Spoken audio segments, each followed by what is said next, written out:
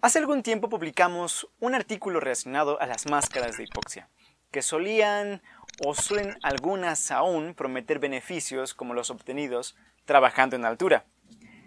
Esta ocasión entraremos al tema de los efectos reales que ocurren en el entrenamiento en altitud, entendiendo al final de todo esto por qué un entrenamiento con una máscara no le puede dar los beneficios de un entrenamiento en altura real. Antes de comenzar, quiero que sepas que posiblemente sea un poco denso al inicio de este video, con temas de fisiología. No entraremos a fondo, pero son términos que de repente posiblemente no conozcas y se te haga un poquito confuso. Ten paciencia, repite el video varias veces si es necesario. Después, más adelante, iremos tocando temas ya un poco de forma más relajada. También tenemos o debemos tener tres conceptos muy claros: presión atmosférica, presión barométrica y presión parcial de un gas en la sangre. La presión atmosférica es el peso que ejerce el aire sobre la superficie de la Tierra. Cuanto más aire hay sobre una zona, mayor será el peso del aire que genera sobre la superficie y por consiguiente mayor será la presión atmosférica. La presión barométrica se ajusta a la presión equivalente a nivel del mar para facilitar la comparación entre lugares con distintas altitudes. La presión barométrica varía dependiendo las condiciones climáticas locales. La presión parcial de un gas en la sangre o tensión de un gas en la sangre, vaya, es fácil de entender, es la presión parcial de un gas determinado, en este caso los que vamos a manejar en un momento, en la sangre.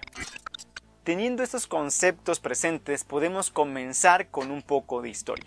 Los primeros problemas que se presentaron con relación a la altura datan de los años 400 a.C., aunque en esta época la preocupación estaba más relacionada por las bajas temperaturas, siendo hasta el siglo XIX que se descubren los efectos de la presión parcial de oxígeno en el ser humano.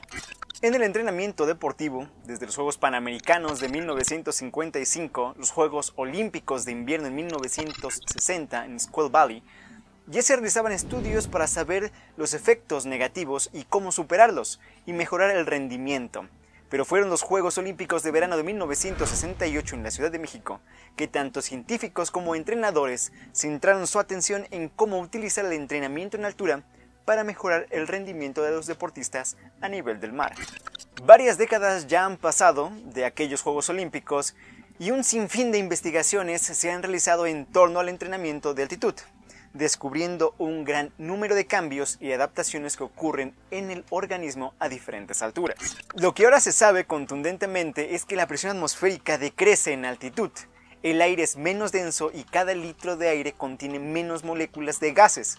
Sin embargo, los porcentajes de oxígeno, dióxido de carbono y nitrógeno son equivalentes en altitud y a nivel del mar. Cualquier variación en la presión parcial de cada gas se debe a cambios de la presión atmosférica o barométrica. Esta disminución de la presión atmosférica o barométrica afecta a la presión parcial del oxígeno, teniendo un efecto directo sobre la saturación de la hemoglobina y así también sobre el transporte de oxígeno hacia los tejidos. El oxígeno inspirado a nivel del mar tiene una presión parcial de 159 milímetros de mercurio, pero este valor disminuye a 104 en los alvéolos, por lo que a nivel del mar la hemoglobina se satura un 96 a 98% y a una altura superior a 4000 metros, la saturación va a disminuir un 80 a 70%. La presión barométrica no es constante, varía dependiendo de los cambios climáticos. Estos cambios pueden ser muy pequeños e insignificantes para quienes viven a nivel del mar, pero para atletas que se encuentran escalando el Everest o montañas muy elevadas, esta pequeña variación es de suma importancia. Por lo anterior, puedes identificar fácilmente que el cuerpo humano puede tolerar pequeñas fluctuaciones de presiones parciales de oxígeno, pero una gran variación puede resultar muy problemática para el organismo en general y perjudica el rendimiento físico. Incluso para algunas personas, un gran cambio en las presiones parciales de oxígeno puede derivar en la muerte. Ahora que sabemos por qué afecta el cambio de altitud a una altura mayor, es necesario conocer a qué diferentes alturas, partiendo del mar, se presentan ciertas complicaciones dentro del organismo. Vamos a comenzar. Cerca del nivel del mar. No afecta el bienestar de las personas, ni ejerce algún efecto sobre el rendimiento físico a una baja altura. No afecta el bienestar de las personas, pero puede disminuir el rendimiento, sobre todo en el caso de deportistas que compiten a alturas superiores a los 1500 metros. Esas dificultades pueden desaparecer después de una aclimatación. A una altura moderada. Afecta el bienestar de las personas no aclimatadas y disminuye la capacidad aeróbica y el rendimiento físico en general. La aclimatación puede permitir o no la recuperación de este rendimiento que se ha perdido. Grandes alturas. Provoca efectos adversos, incluido el mal de montaña. En un alto porcentaje de personas reduce significativamente el rendimiento físico aún después de un proceso de aclimatación completa. Altura extrema. Genera efectos hipóxicos muy graves. Los sitios más altos habitados de forma permanente por seres humanos son de 5.200 a 5.800 metros. Los cambios que ocurren dentro del organismo cuando se exponen a una gran altura comienzan inmediatamente. Uno de ellos es la ventilación. Aumenta segundos de haber ascendido, buscando compensar la disminución de la fijación de oxígeno en la hemoglobina. Otro más es la frecuencia cardíaca. Este cambio se mantiene durante horas o días. El aumento de la ventilación pulmonar es muy similar a una hiperventilación a nivel del mar, causando un aumento del pH sanguíneo conocido como alcalosis respiratoria. Este aumento del pH viene acompañado de efectos en la saturación de la hemoglobina y ayuda a atenuar el aumento de la ventilación inducida por la hipoxia. Ahora que se ha generado una alcalosis respiratoria, el cuerpo busca compensar este cambio, por lo que los riñones comienzan a excretar más iones de bicarbonato, incrementando la cantidad de orina excretada. Gracias al incremento de la ventilación y de la excreción de la orina, después de unas horas de haber llegado al lugar de altura, el volumen plasmático puede llegar a disminuir hasta un 25% en el lapso de algunas semanas. Esta disminución de plasma tiene un beneficio principal, porque aumenta el hematocrito. Esta adaptación permite una mayor eficiencia en los músculos sin una gran modificación del gasto cardíaco. Con el incremento de la frecuencia cardíaca también viene un incremento en el volumen sistólico, para aumentar el volumen de sangre que llega a los músculos. Sin embargo, esto no constituye un mecanismo eficiente. Por consiguiente, luego de unos días en altura, los músculos comienzan a extraer más oxígeno de la sangre, reduciendo así el gasto cardíaco. El aumento de la frecuencia cardíaca junto con el volumen sistólico tiene su punto máximo en un periodo de 6 a 10 días. Después de este tiempo comienza a bajar gradualmente. Permanecer un tiempo prolongado en una gran altura estimula la liberación de una hormona llamada eritropoyetina. Esta hormona estimula la producción de glóbulos rojos, generando un incremento en la cantidad de eritrocitos y un incremento en el volumen sanguíneo total. Pero este proceso puede tardar semanas o meses. A pesar de ello, también a las pocas horas de haber llegado al lugar de altura, comienza a liberarse la eritropoyetina en sangre, causando que las 2 primeras semanas haya un aumento del eritrocito en sangre para que pueda ocurrir de forma favorable esta adaptación. Las personas que se someten a cambios de grandes alturas deben tener suficiente cantidad de hierro. De no ser así, interfieren negativamente en el proceso de adaptación, que tiene lugar en las primeras 2 a 4 semanas. Otros cambios que ocurren son el incremento en la tasa metabólica. Se cree que esto ocurre por el aumento en las concentraciones de tiroxina y catecolaminas. La masa muscular también se ve afectada negativamente, pero para que ello ocurra, la altura debe ser superior a 2.500 metros. Sobre esto se cree que se puede deber a una disminución del apetito y a la degradación de las proteínas musculares, además de que al recibir menos oxígeno el músculo pierde parte de su capacidad de realizar el proceso de fosforilación. Ahora que conocemos a grandes rasgos los cambios y adaptaciones que se dan en el organismo, podemos comenzar a ver cómo afecta en el deporte ¿Y qué se puede hacer para afrontar estas condiciones? Para empezar, quienes comienzan un entrenamiento en altura tendrán que disminuir la intensidad de su ejercicio cuando su entrenamiento se basa en frecuencia cardíaca como un marcador de referencia. Esto se debe a que a una altura menor, el esfuerzo físico para alcanzar cierta frecuencia cardíaca debe ser mayor, pero para una altura elevada el esfuerzo físico para alcanzar una misma frecuencia cardíaca es menor.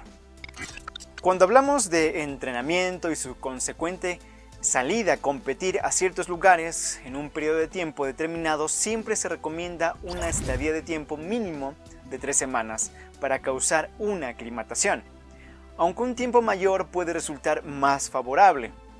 El tiempo de aclimatación puede tardar incluso meses. Existen también recomendaciones por cada cierto incremento de altura. Un incremento de 600 metros de altura requiere una adaptación de una semana aproximadamente. Al ser un periodo de adaptación relativamente corto, al regresar a una altura habitual, las adaptaciones obtenidas desaparecen aproximadamente en el transcurso de un mes. Un ejemplo de la importancia de la aclimatación es un suceso ocurrido justamente en los Juegos Olímpicos de México en 1968, en la prueba de los 10.000 metros. El australiano Ron Clarke era el favorito, poseedor del récord mundial y dueño de 18 plusmarcas. Cuando faltaban 2 vueltas se encontraba perfilado para llegar en primer lugar, pero 500 metros antes del final comenzó a tambalearse, terminando en 6º lugar y desvaneciéndose al llegar a la meta. Mucho se habló de que no se había aclimatado a la altura. Es importante señalar que una aclimatación completa a grandes alturas no logra una adaptación que permita un rendimiento idéntico que al que se tendría a nivel del mar. Incluso es necesario vivir años, prácticamente desde la infancia a grandes alturas, para poder tener un elevado consumo de oxígeno. Durante un periodo de entrenamiento de 28 días en altura, el consumo máximo de oxígeno puede mejorar entre un 1 y un 8%, pero incluso en estos entrenamientos hay quienes no muestran mejora. Esto se puede deber a varias razones. En primer lugar, quienes muestran mejoras aún no suelen estar en su mejor forma deportiva. Quienes no muestran mejora, en la mayoría de los casos, es porque ya se encuentran en su mejor forma deportiva. Y al momento del entrenamiento en altura, como se debe reducir la intensidad del entrenamiento a causa del exceso del consumo de oxígeno, en lugar de mejorar su forma deportiva, puede que se estanquen o empeoren. Por este tipo de motivos es que en los libros de fisiología del ejercicio se puede encontrar que el entrenamiento en altura no aporta gran beneficio en comparación con un adecuado entrenamiento a nivel del mar. Gracias a este conocimiento que se tiene hoy en día, varios entrenadores separan a sus atletas entre adaptados y no adaptados, excluyendo a los adaptados de los entrenamientos en altura para mejorar su rendimiento. Como podemos ver, la altura interfiere en el deportes de resistencia, pero en actividades anaeróbicas es completamente distinto. Esto se debe a que depende mínimamente del sistema de transporte de oxígeno, y su principal fuente de energía proviene de la fosfocreatina y la síntesis glucolítica. Incluso para algunos deportes puede tener cierta ventaja debido a que el aire es menos denso, por lo que ofrece menos resistencia aerodinámica.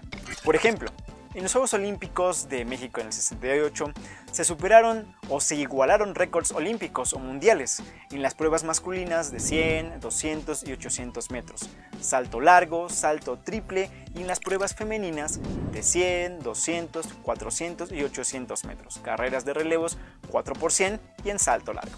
El que no afecta el rendimiento en disciplinas con mayor componente anaeróbico no significa que no utilicen el entrenamiento en altura.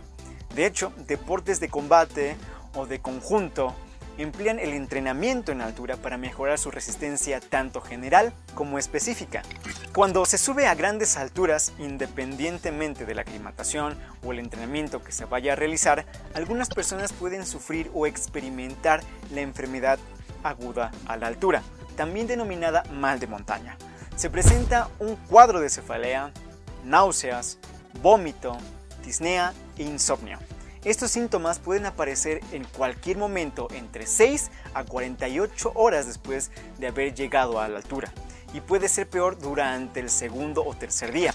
El mal de montaña no presenta un riesgo importante para la salud, pero si se agrava puede derivar en otros trastornos que pueden ser letales para la vida, como es el edema pulmonar o edema cerebral. El mal de montaña no es algo muy común que se presente en alturas por debajo de los 2.500 metros. Pasando de ahí entre los 2.500 y 3.500 metros, solo se presenta en hombres un 7% y en mujeres un 22%. Sin embargo, de los 3.500 a 5.500 metros, cerca del 50% de las personas presentan este mal. El mal de montaña se puede evitar mediante un ascenso gradual y la permanencia de unos días a menor altura. Esto se debe a que la incidencia del mal de montaña se debe tanto a la velocidad del ascenso y la susceptibilidad de la persona. Ahora te puedes dar una idea de la complejidad que implica un entrenamiento en altura y de los procesos que deben ocurrir en el organismo para que puedan adaptarse, y por qué una simple máscara restrictiva de aire no te puede dar los resultados de este tipo de entrenamiento. Pues bueno, eso es todo por este pequeño video informativo. Si te gustó el video, dale dedito arriba. Si no es así, dale dedito abajo. Estos videos están siendo un poquito densos, pero con mucha información que si deseas profundizar en el tema, descubrirás un mundo muy interesante dentro del entrenamiento deportivo. Pues es todo por mi parte. Nos estamos viendo en el próximo video.